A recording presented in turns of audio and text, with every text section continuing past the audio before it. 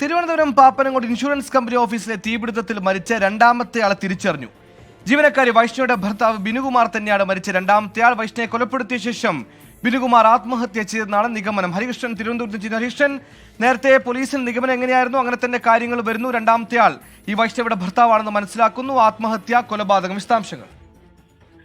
സുഹൈൽ, ഈ DNA ഫലം ലഭിച്ചതോടെ ഈ മരിച്ച പുരുഷൻ എന്ന് പറയുന്നത്, അല്ലെങ്കിൽ ലഭിച്ച മൃതദേഹം എന്ന് പറയുന്നത് ബിനുകുമാറിന്റേതാണ് എന്ന് സ്ഥിരീകരിച്ചിരിക്കുകയാണ് പോലീസ്. അത് മാത്രമല്ല, ഈ സംഭവം ഇതൊരു കൊലപാതകമാണ്. ഈ കൊലപാതകത്തിന്റെ പ്രതി ബിനുകുമാർ ആണെന്ന പോലീസ് ഇപ്പോൾ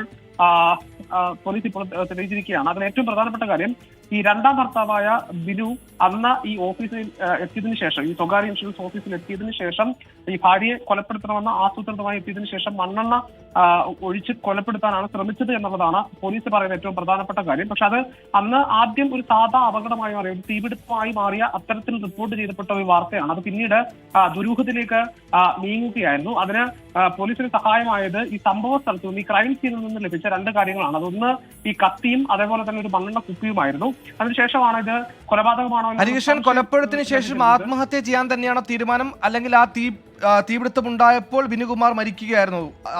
ആത്മഹത്യ ആസൂത്രിതമായിട്ട് ആത്മഹത്യ ചെയ്യാൻ ഉറച്ചു തന്നെയായിരുന്നോ വന്നത് കൊലപാതകത്തിന് ശേഷം?